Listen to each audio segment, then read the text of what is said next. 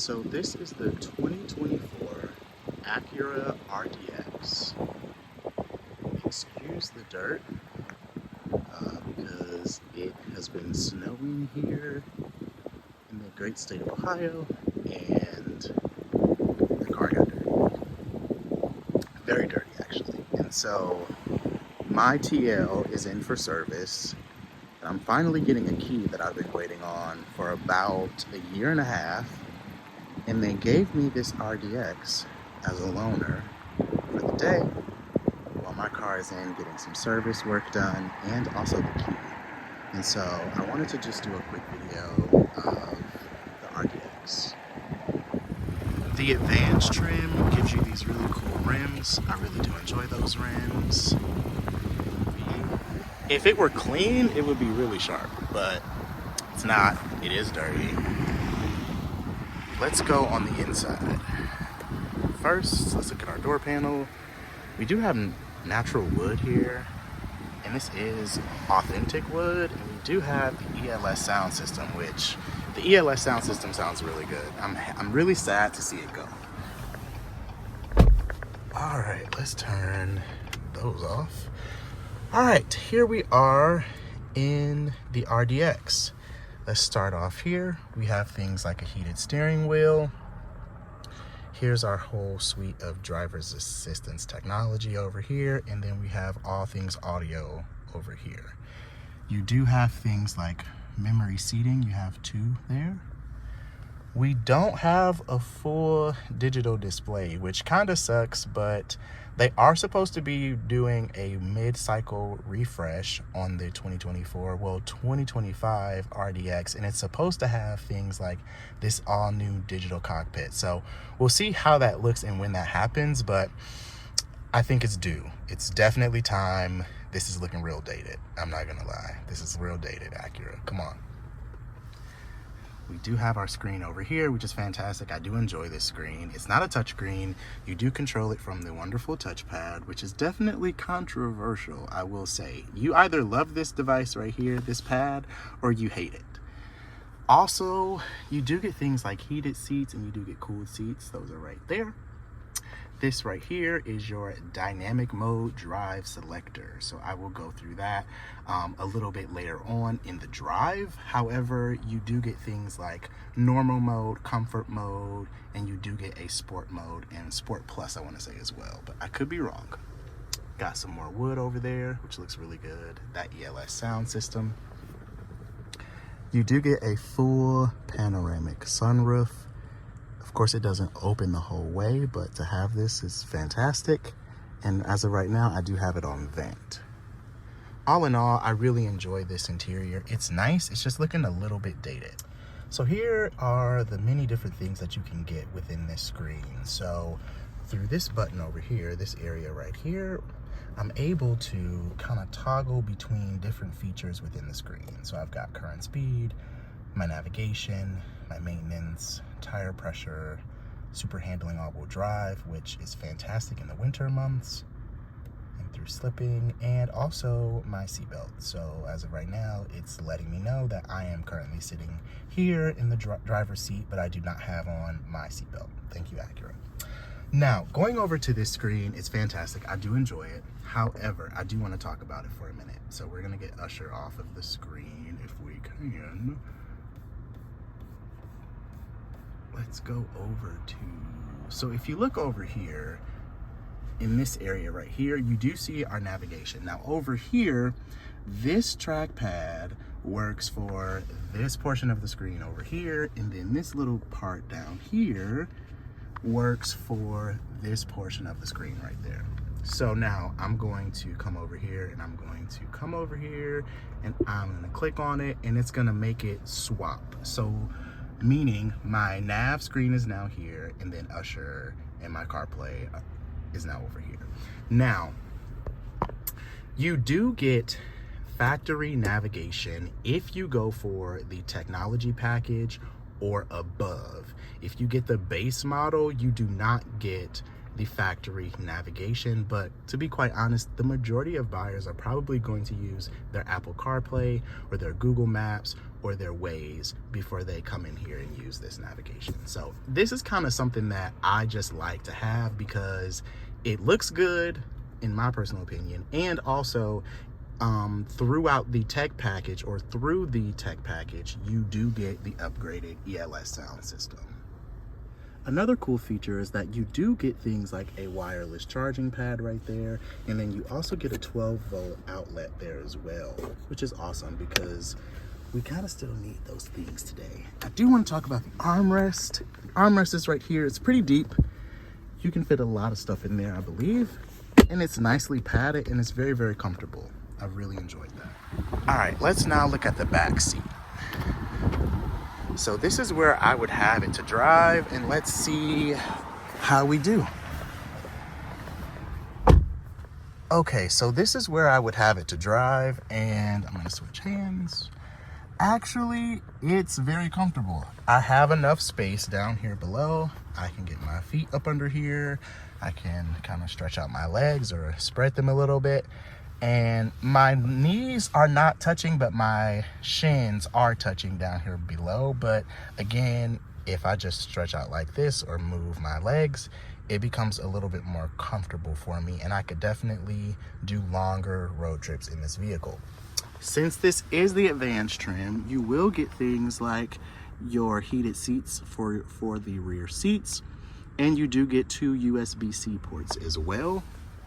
The seats feel really great back here, and you do get a pull down armrest that does include cup holders, so I do enjoy that. All in all, this is a very comfortable space. That sunroof makes it all the much more brighter back here, and I really do enjoy it. Now, I do want to talk about the ELS sound system because, as you see, we do have speakers up here.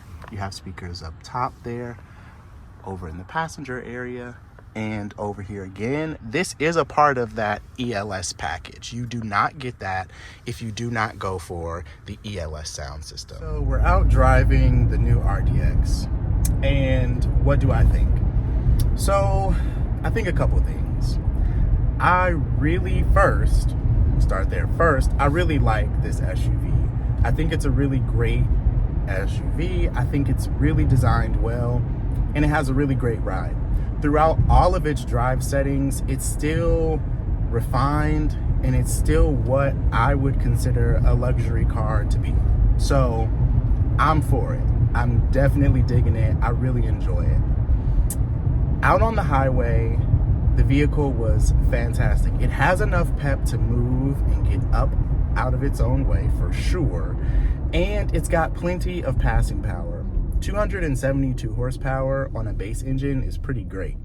For this next generation, I'm hoping that they do give us a Type S variant. I think that would sell really well, and I think buyers would want that, because I think if they're really going to be taken seriously, I think they need something to compete with higher engine outputs that we find in things like a BMW, a Mercedes, or even Audi as well. So that's something else that I think. There are some things that I'm not the biggest fan of on this vehicle, and one of them is going to be the blind spot monitoring technology and where it is located. So the blind spot monitor, I should say, that is one thing that I do enjoy. I will say that, because it is a feature that buyers look for in today's market, hands down. However, I don't like where it's located in the vehicle. It is giving very much so Acura Honda 2015. It's not giving Acura Honda 2024, 2025 models. It's still located on the inside of the vehicle, and I'm just not too sure why. I really want it to be located on the mirror, because naturally, as I drive, my eyes naturally look to the mirror and not to this like flashing thing that's right here on the inside. So that would be the only thing that I don't necessarily care for. Everything else I really enjoy. Oh, there is one other thing that I don't actually care for. It is this center display right here, this driver's display. I want it to be full completely digital. I want it to just be a digital display. I don't want it to be this kind of half and half thing. And I do know that Acura plans on rectifying that. And so when they do that, I think this will be a solid SUV. I'm really, really excited for the next generation of it, because I think they already are starting with a really great vehicle first. I will say that if you put this vehicle onto your shopping list, you will not be disappointed, because this is a great SUV. It's got plenty of power, it's got adequate space, and it has a great ride to it as well. So you're not missing out on anything. They're just small things that I think could be tweaked to make this next generation RDX fantastic. Think about it. When this generation came out, it was fantastic and it sold like hotcakes, right? People could not get enough of this vehicle. And so I think that when you when you start here and you elevate and you go higher and higher and higher, I think you can only make a better SUV. You can only make a better product. And so, as y'all know, I am an Acura loyalist, an Acura fan. So I'm really excited to see what this next generation of RDX looks like. Also, driving this vehicle in sport mode has been really fun. It definitely feels, what's the word I can say?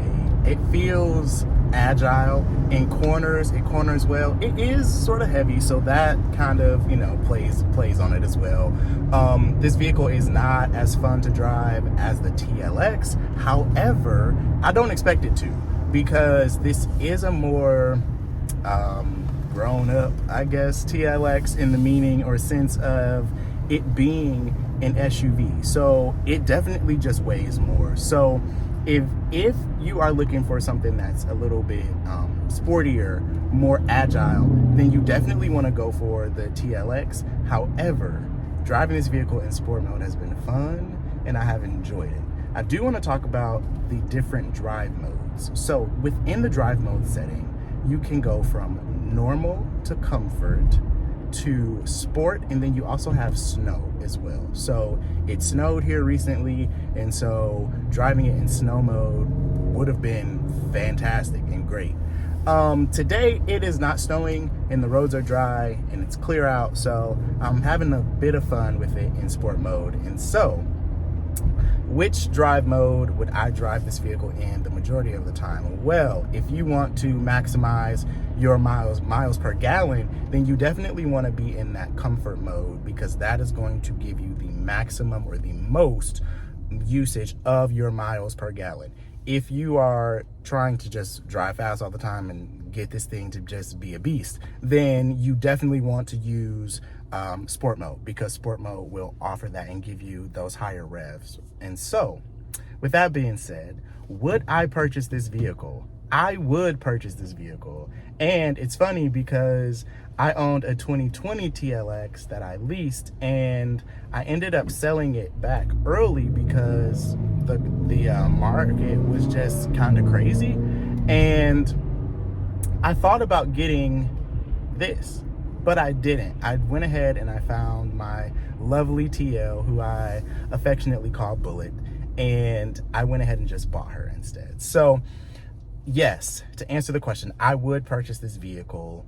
I would probably wait though. I'm not gonna lie. I would wait until the 2025 model comes out, and just to compare and see what changes did Acura make, because they have promised changes. So we know that changes are coming, but we just don't know exactly what those changes are gonna be outside of the screen. And I wanna say a different look and technology that will be different as well too. So with that being said, yes, you definitely want to buy this. Now, all in, this tester right here, or loaner vehicle, is roughly $53,000. I'm gonna put the exact price at the end. However, that's still a bargain compared to what you get for this same amount of money from the German brands, and even in things like the Lexus NX as well. So with that being said, y'all, I would get this vehicle, and I will see you all on the next episode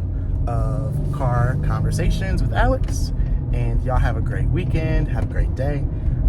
Because right now it is Saturday, but I'm not sure when I'll actually get this thing edited and posted and all that good stuff. So until next time, peace.